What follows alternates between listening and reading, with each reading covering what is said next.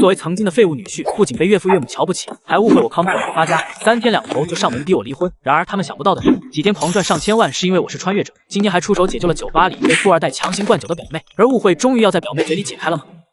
刚才酒吧里那个人是不是葛清泉？叶枫点头，是他。你和他？谭菲菲话说到一半就停住了。他实在不知道该怎么问这个问题。你是想问我和他到底什么关系？是不是你们想象的那样，靠着卖老婆才和他认识的？谭菲菲的脸色有些尴尬，她的确是想这样问的。叶枫淡笑道：“你觉得我和葛总的关系是那样吗？”谭菲菲再次露出犹豫之色，然后摇头道：“我觉得不太像。”叶枫笑了笑：“不是不太像，压根就不是。所有的误会都来源于你们对我的轻视，这一点我很清楚，也能理解你们的想法。但我必须要说的是，今夕不同往日。如果你们还带着旧眼光看我，怕是会大跌眼镜的。”谭菲菲看着他，脸上逐渐露出了好奇之色。叶枫没有继续这个话题。要不要给你妈打个电话，让她来接你？谭菲菲摸了下脸，立刻疼得倒吸一口凉气。还是不要喊他了，不然看到我这样子，还不知道要哭成什么样。那你晚上不回去，总得和她说一声吧？谭菲菲犹豫着道：“姐夫，我能不能跟你回去，和薇薇姐住一晚上？等明天我脸好些了，立刻就走。”叶枫考虑了下道：“我得先和你姐说一声，如果她不愿意，我也不会同意。至于为什么，你应该心里明白。”谭菲菲表情很是尴尬，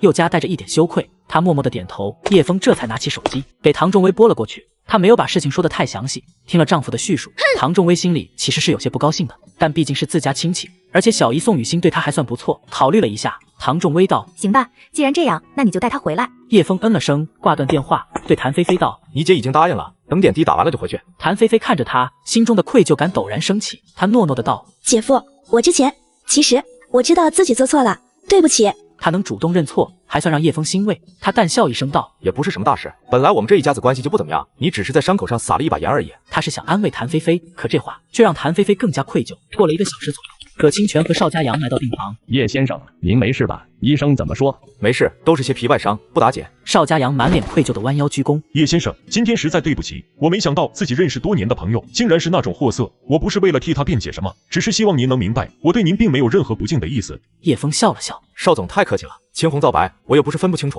再说了，你今天都挨揍了，这要再怪你，那就太过分了。葛清泉也笑呵呵地拍了拍邵家阳的肩膀。行了，我都跟你说了，叶先生不是小肚鸡肠的人，人家心胸宽广着呢，怎么会和你计较这种事？葛总，你把酒吧给铲平了，不会有什么麻烦吧？葛清泉哈哈一笑，能有什么麻烦？我和那小子说了，以后在北区给他留个位置，到时候去那边开酒吧。那小子高兴都来不及呢，恨不得亲自动手把酒吧铲得更平当一点。叶枫哦了一声，算是彻底放心了。又交流了几句后，葛清泉和邵家阳离去，叶枫也带着谭菲菲离开医院。车上，叶枫察觉到谭菲菲好奇的眼神，笑着道：“想问什么就问吧。”谭菲菲立刻问道：“姐夫，能跟我说说你到底怎么和葛总他们认识的吗？他们干嘛那么巴结你啊？”他们哪里巴结我了？你看错了。叶枫否认了这一点，然后道：“至于我和葛总认识，纯粹是因为他之前想装修，我给他做的设计图很满意，恰好我又知道他买的那栋别墅有债务纠纷，让他避免了吃一个大亏。再然后我买房的时候他也一起去了，又恰好聊起了北区的发展，我觉得这里以后会发展的很好，他信以为真，买了几块地，很凑巧的迪士尼和国防科技大学要在那里开建，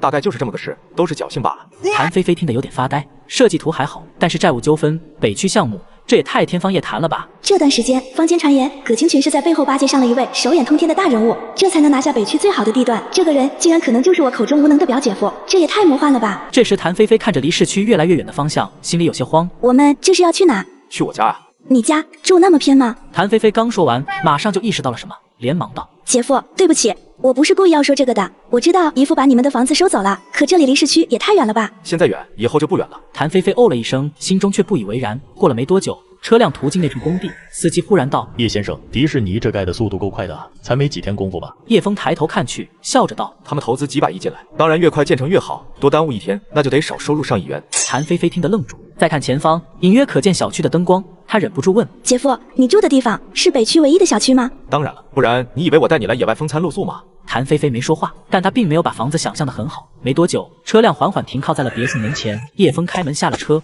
过一会却不见谭菲菲下来。下来啊，干嘛呢？谭菲菲满脸的疑惑看着他，不是要回家吗？在这停着干嘛？前面不能开车了吗？叶枫失笑道：“这就是我家啊。”谭菲菲惊呆了，从车窗看着旁边高大阔气的别墅。唐仲威坐在沙发上刷着手机，看到叶枫进来，连忙起身：“你回来了。”而后他看到了满脸震惊的谭菲菲，再一次见到这位表妹，唐仲威心里很是复杂。当看到丈夫脸上的伤痕，她顿时心头一跳，赶紧过来问：“你也受伤了？去医院没有？”去过医院了，都是皮外伤，过几天就好了。倒是他被灌了不少酒，刚洗了胃，找个房间让他休息吧。唐仲威也没有表达什么不满，自顾自地朝着楼上走去，甚至没有要和谭菲菲打招呼的意思，这让谭菲菲很是觉得尴尬，甚至想着要不然还是走吧。你应该明白，今天救你一命，我们已经算是仁至义尽了。你之前做的事情对微微的伤害很大，如果你真的知道错了，就和她好好道歉。微微的性格你是知道的，现在看起来冷漠，其实她很希望能和你们这些亲戚修复关系，和好如初。谭菲菲满脸羞愧，点头道：“我知道了。”随后，她跟着上了楼，叶枫则来到女儿诺诺的房间里，看着熟睡的女儿，叶枫觉得心灵无比的平静。